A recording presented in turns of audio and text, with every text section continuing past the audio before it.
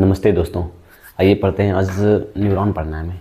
Neuron, जो neuron है class 10th और क्लास 10th और 11th दोनों के लिए इम्पोर्टेंट है। तो आइए देखते हैं न्यूरॉन्स होती क्या है।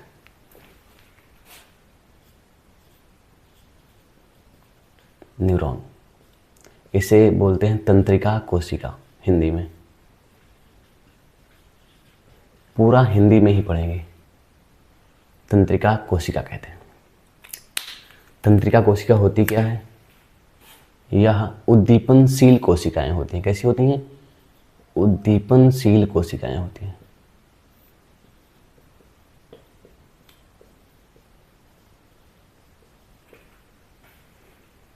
उद्दीपनशील कोशिका होती हैं।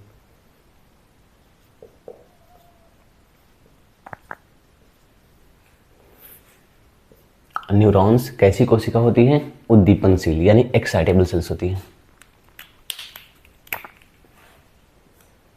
न्यूरॉन्स जो होती हैं दिमाग, मस्तिष्क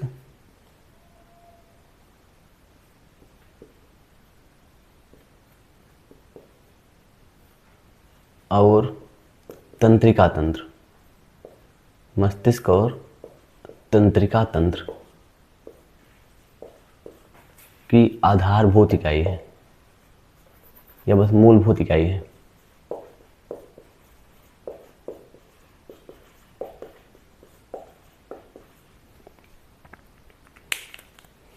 फिर सुनना भैया, न्यूरॉन्स होता क्या है? तंत्रिका कोशिका होती क्या है? यह उद्दीपनशील कोशिकाएं होती। कैसी होती हैं? उद्दीपनशील कोशिकाएं होती हैं जो मस्तिष्क और तंत्रिका तंत्र की मूलभूत इकाई है। अब सुनना, ये करती क्या है?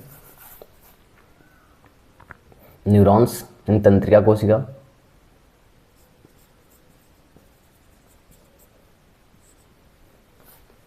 विद्युत तथा रासायनिक आवेगों को एक न्यूरॉन से दूसरे न्यूरॉन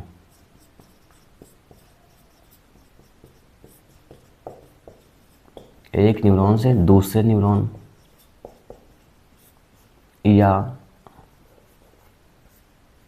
अंगों तक भेजती हैं। फिर सुनना भैया, न्यूरॉन्स क्या होती है? यानी तंत्रिका कोशिका क्या होती है? यह उद्दीपनशील कोशिकाएं होती हैं। कैसी कोशिकाएं होती हैं? उद्दीपनशील कोशिकाएं होती हैं। न्यूरॉन्स कैसी कोशिकाएं होती हैं? उद्दीपनशील कोशिकाएं होती हैं। न्यूरॉन्स होता है मस्तिष्क और तंत्रिका तंत्र की मूलभूत इकाई होती है। मस्तिष्क और तंत्रिका तंत्र की मूलभूत यानी फंडामेंटल यूनिट होती है। अब सुनना, जो न्यूरॉन्स होता है करता क्या है? विद्युत तथा रासायनिक आवेगों को एक न्यूरॉन से दूसरे न्यूरॉन या अंगों तक ले जाता है। अब सुनना भैया, जो न्यूरॉन्स होती है इसमें मुख्य रूप से 3 हिस्से होते हैं।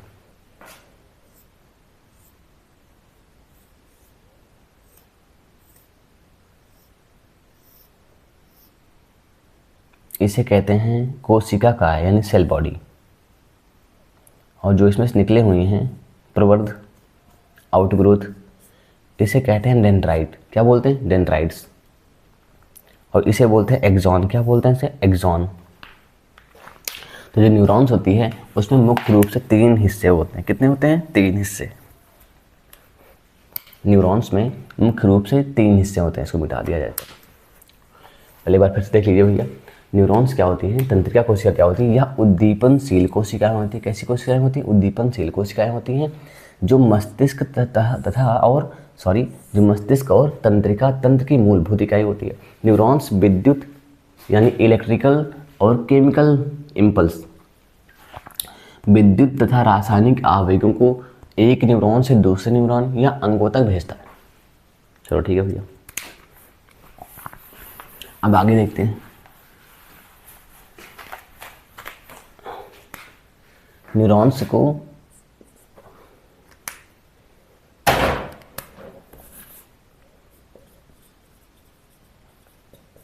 न्यूरॉन्स के 3 हिस्से होते हैं, मुख्यतः 3 हिस्सों में बांट दिया गया न्यूरॉन्स को समझने के लिए। सेल बॉडी यानी कोशिका काय,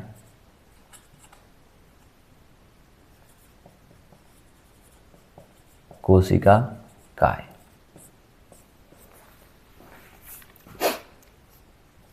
दूसरा डेंड्रॉन्स, हिंदी में बोलते हैं डेंड्रॉन।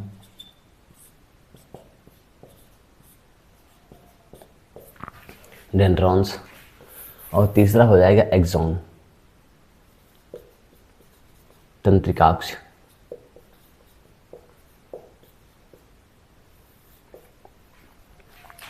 अब एक एक को आराम से पढ़ते हैं भैया। देखो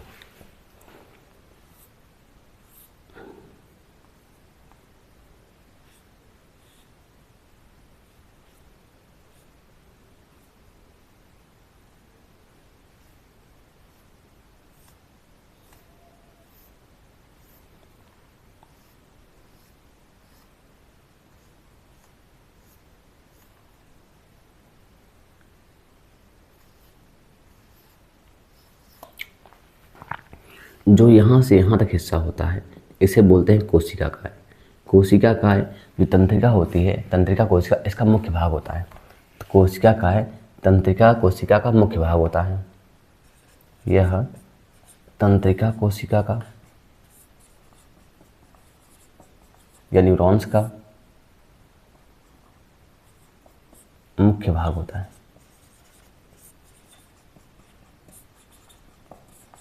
चलो भैया पहला पॉइंट हो गया। दूसरा पॉइंट, इसमें जो केंद्रक होता है, केंद्रक के चारों ओर, मतलब केंद्रक के चारों ओर पाया जाता है प्रोटीन के कण पाए जाते हैं। इसमें केंद्रक के चारों ओर प्रोटीन के कण पाए जाते हैं। इसमें केंद्रक के चारों ओर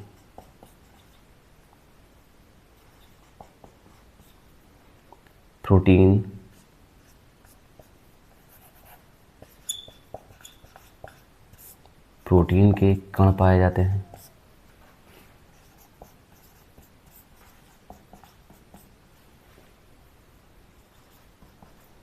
जिसे नीसेल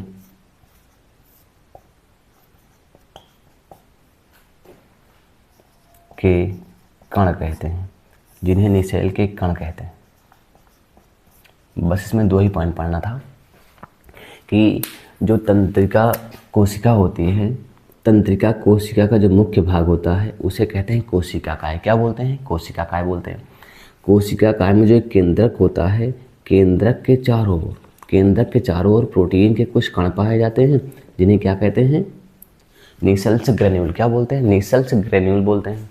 चलो अब आगे पढ़ना डेंड्रॉन। डेंड्रॉन क्या होता है, डेंड्राइट्स क्या होता है, देखते हैं हम लोग। देखो ये हम बना रहे हैं कोशिका काय।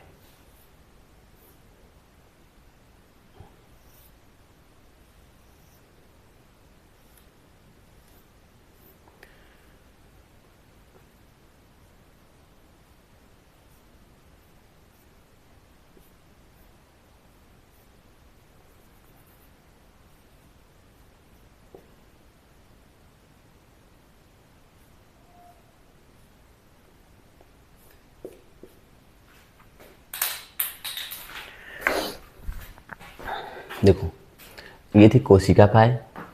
कोशिका काय से कुछ बाहर की ओर प्रवर्ध निकले होते हैं। कोशिका काय, ये इतना कोशिका काय, कोशिका काय से बाहर की ओर कुछ प्रवर्ध निकले होते हैं। कोशिका काय से कुछ प्रवर्ध निकले होते हैं जिन्हें बोलते हैं डेंड्रॉन। क्या बोलते हैं? डेंड्रॉन। अब सुनना, डेंड्रॉन में जब ब्रांचेज ज़्यादा हो जाएं तो इसे बोलते हैं डेंड्राइट। क्या बोलते हैं? डेंड्राइट्स। क्या बोलते हैं? डेंड्राइट्स बोलते हैं। तो हमें वही लिखना है इसमें कि डेंड्रॉन क्या होते हैं? कोशिका काय से बाहर की ओर निकले हुए प्रवर्ध होते हैं। क्या होते हैं? प्रवर्ध। कोशिका काय से, यह कोशिका काय से बाहर की ओर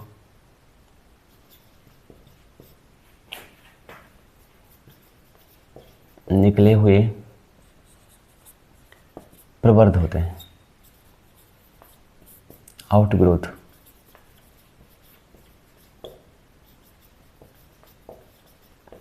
प्रवर्ध होते हैं। अब सुनना,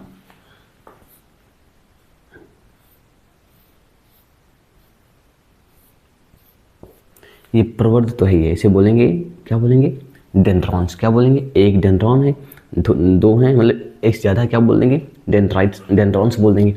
एक है डेंड्रॉन बोलेंगे, एक ज़्यादा डेंड्रॉन्स बोल देंगे। अब सुनो, डेंड्रॉन्स में जब ब्रांचेज निकल जाएं, क्या निकल जाएं, शाखाएं निकल जाएं, तो उन्हें क्या बोलते हैं, डेंड्राइट्स। क्या बोलते हैं, डेंड्राइट्स।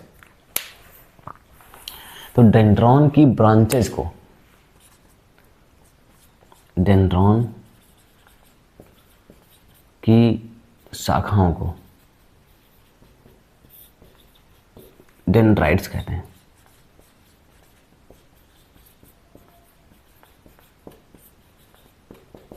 इतने में कोई समस्या?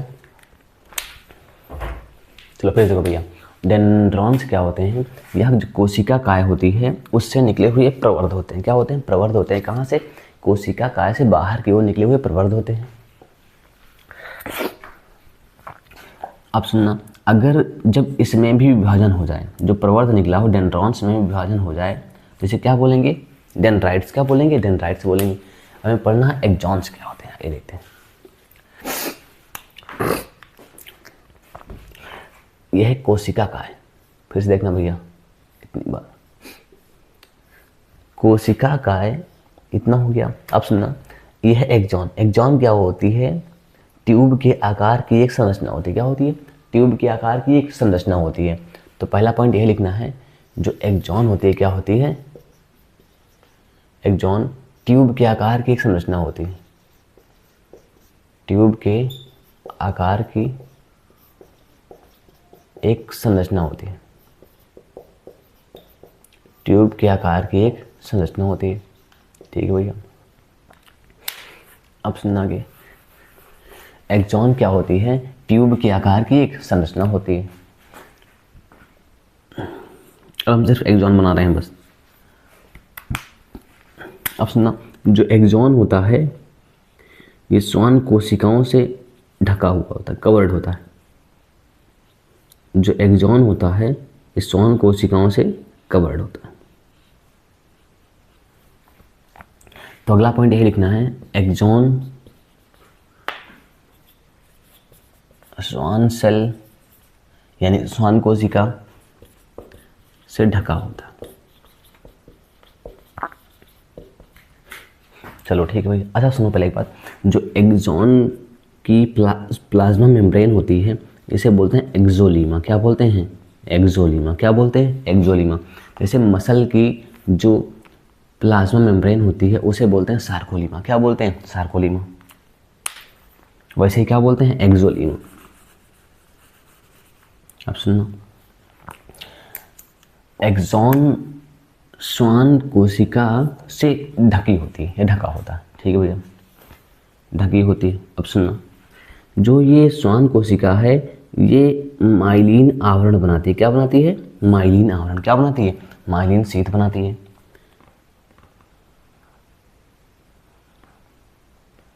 क्या बनाती है, माइलिन शीथ बनाती है। कौन बनाता है, श्वान कोशिका। श्वान कोशिका क्या करती है, श्वान कोशिका माइलिन आवरण बनाती है।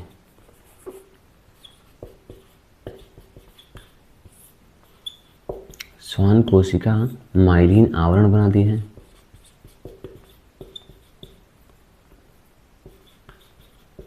श्वान कोशिका माइलिन आवरण बनाती है। चलो भैया, इतने में कोई समस्या हो बताओ। फिर से पहले इतना एक बार हम देखते हैं, फिर आगे पढ़ते हैं। न्यूरॉन्स होती है, अब सुनना, न्यूरॉन्स के मुख्य 3 हिस्से होते हैं, कोशिका काय, डेंड्रॉन्स, तंत्रिकाक्ष, सेल बॉडी, डेंड्रॉन्स, एक्सॉन। कोशिका काय, तंत्रिका कोशिका का मुख्य भाग होता है, तंत्रिका कोशिका का मुख्य भाग होता है।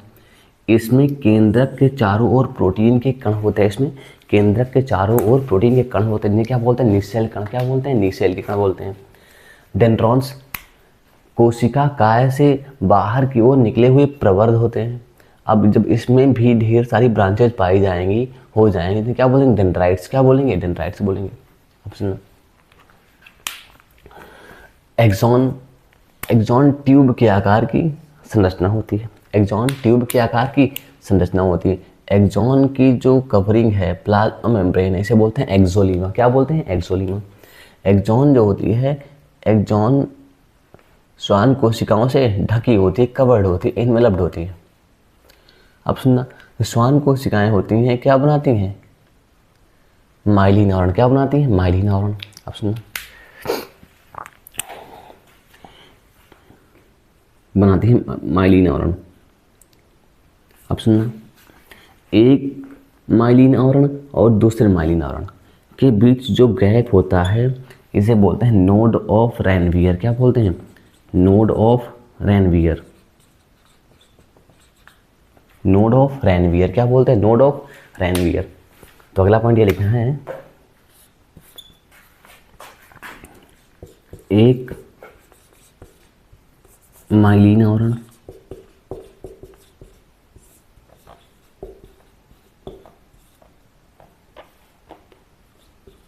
तथा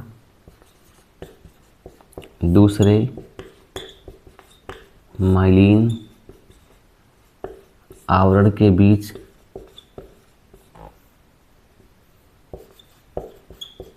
के गैप को रैनवियर के नोड कहते हैं। रैनवियर के नोड कहते हैं। रैनवियर के नोड कहते हैं।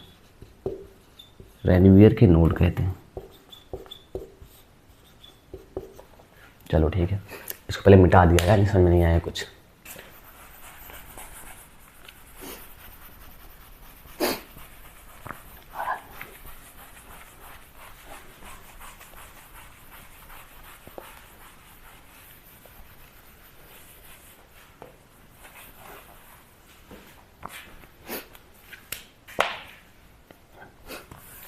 रैनवियर के नोड कहते हैं। अब सुनना, जो एक्सॉन होती है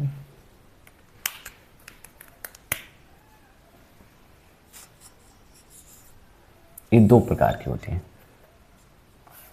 एक होती माइलिनेटेड, एक होती अनमाइलिनेटेड। नॉन माइलिनेटेड बोलें, चाहे अन बोलें चाहे नॉन बोलें। अनमाइलिनेटेड आच्छादी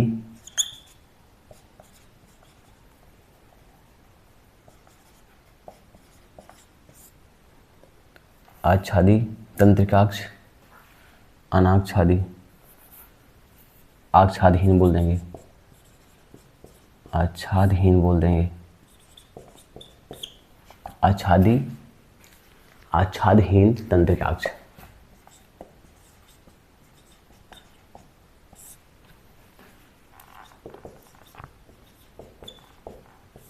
अब सुन,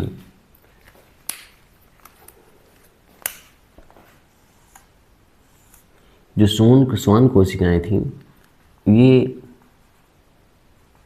एक्सॉन को कवर करती थी। ठीक है, जब श्वान कोशिकाएं माइलिन आवरण बनाती हैं या जिस एक्सॉन में बनाती हैं उसे बोलते हैं माइलिनेटेड एक्सॉन। क्या बोलते हैं? माइलिनेटेड एक्सॉन या माइलिनेटेड न्यूरॉन बोल सकते हैं। अब सुनना, तो इसमें ये लिखना है, इसमें श्वान कोशिकाएं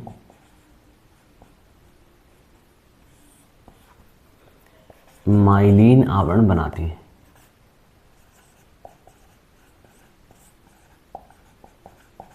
बनाती हैं।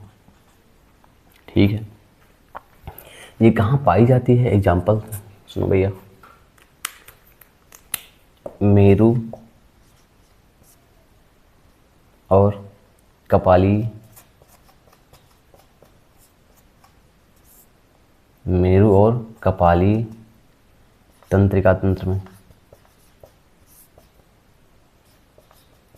मेरु और कपाली तंत्रिका तंत्र में, आच्छादहीन तंत्रिकाक्ष अब सुनो भैया, श्वान कोशिकाएं तो होंगी, श्वान कोशिकाएं तो होंगी, लेकिन ये माइलिन आवरण नहीं बनाएंगी। ऐसी न्यूरॉन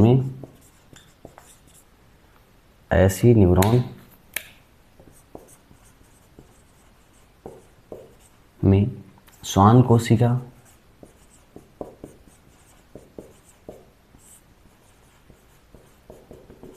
कोशिका माइलिन आवरण नहीं बनाती है।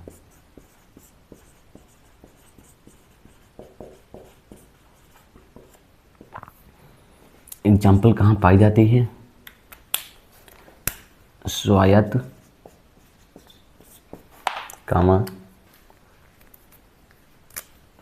कायिक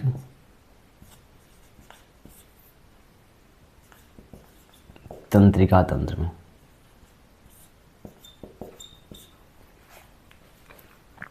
तो ये याद करना है कि माइलिनेटेड यानी आच्छादी तंत्रिकाक्ष कहाँ पाया जाता है, अनाच्छादी या आच्छादहीन तंत्रिकाक्ष कहाँ पाया जाता है। आच्छादी वाला कहाँ पाया जाता है? मेरु और कपालीय तंत्रिका तंत्र में। कहाँ? मेरु और कपालीय तंत्रिका तंत्र, स्पाइनल और क्रैनियल नर्व्स में पाई जाती हैं। और अनमाइलिनेटेड न्यूरॉन या आच्छादहीन तंत्रिकाक्ष कहाँ पाए जाते हैं भैया?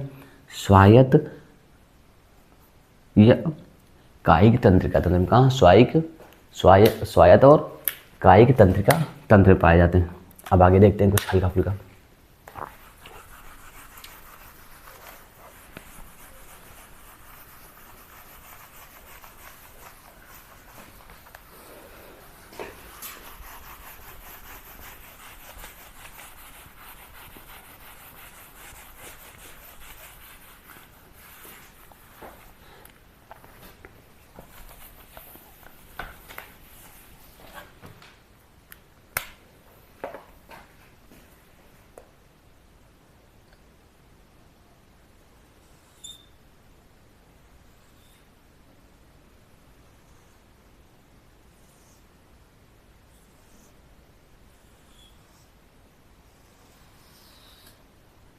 वो कोशिका का था, ये एक्सॉन है, ये कोशिका का एक्सॉन है ये। अब सुनो, जो एक्सॉन का अंतिम सिरा होता है, एक्सॉन का अंतिम सिरा जो होता है, ये लास्ट छोर जो होता है वो शाखित होता है। कैसा होता है? शाखित, मतलब शाखाएं पाई जाती हैं। तो यही लिखना है, एक्सॉन के अंतिम, एक्सॉन का अंतिम छोर शाखित होता है। कैसा होता है? शाखित, यानी ब्रांच पाई जाती है, शाखित होता है, ब्रांच जो होता है। चलो ठीक है भैया, शाखित हो गया। अब सुनो, शाखित होता है और इसमें बल्ब के आकार की संरचनाएं होती हैं। शाखित होता है तथा इसमें बल्ब के आकार की संरचनाएं होती हैं। कैसी होती हैं भैया? बल्ब के आकार की। शाखित होता है तथा इसमें बल्ब के आकार की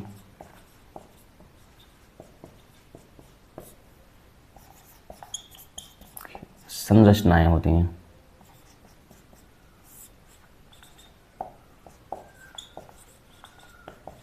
जिन्हें सिनेप्टिक नॉब कहते हैं। क्या बोलते हैं? Synaptic knob. क्या बोलते हैं इसको? सिनेप्टिक नॉब कहते हैं।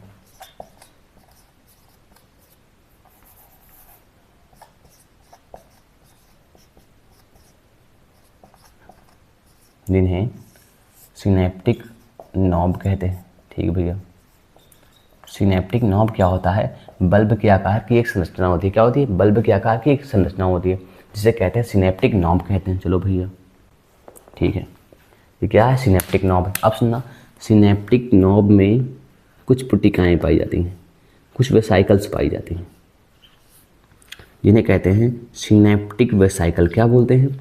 Synaptic vesicle. इसमें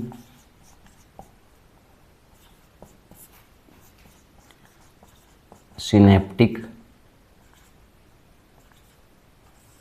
पुटिकाएँ पाई जाती हैं। इसमें सिनेप्टिक पुटिकाएँ पाई जाती हैं। ठीक भैया, जो सिनेप्टिक पुटिकाएँ होती हैं इसमें न्यूरोट्रांसमीटर होते हैं। क्या होते हैं? न्यूरोट्रांसमीटर। क्या होते हैं इसमें? न्यूरोट्रांसमीटर। क्या होते हैं? न्यूरोट्रांसमीटर। तो सिनेप्टिक पुटिका इसमें क्या होते हैं? न्यूरोट्रांसमीटर होते हैं।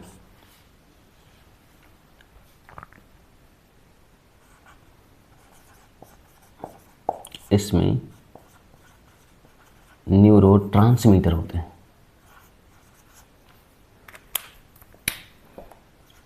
इसमें न्यूरो ट्रांसमीटर होते हैं। क्या होते हैं? न्यूरोट्रांसमीटर। क्या होते हैं? न्यूरोट्रांसमीटर। न्यूरोट्रांसमीटर केमिकल संदेशवाहक होता है। क्या होता है? केमिकल संदेशवाहक होता है। जब सूचनाएं ऐसे आती है, जब सूचना ऐसे आती है, जब आवेग ऐसे आता है तो क्या होता है? यहाँ जो सिनेप्टिक वेसाइकल है ये फट जाती है, रप्चर हो जाती है, तो इसमें से केमिकल बाहर निकलते हैं। इसके बाद क्या होता है?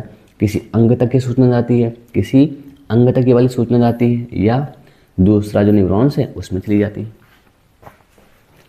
फिर सुना भैया, एक्सॉन का जो अंतिम छोर होता है, एक्सॉन का जो एक्सॉन का अंतिम वाला छोर होता है कैसा होता है? शाखित होता है। कैसा होता है? ये शाखित होता है। इसमें बल्ब के आकार की संरचना होती है, इसे क्या बोलते हैं? सिनेप्टिक नॉब कहते हैं। क्या कहते हैं? Synaptic knob. सिनेप्टिक नॉब में पुटिकाएँ होती हैं। क्या होती हैं? पुटिकाएँ होती हैं, जिन्हें क्या बोलते हैं? Synaptic vesicle. क्या? सिनेप्टिक वेसाइकल या सिनेप्टिक पुटिका कहते हैं। सिनेप्टिक पुटिका में कुछ केमिकल भरे होते हैं जिन्हें कहते हैं न्यूरोट्रांसमीटर। क्या बोलते हैं? न्यूरोट्रांसमीटर।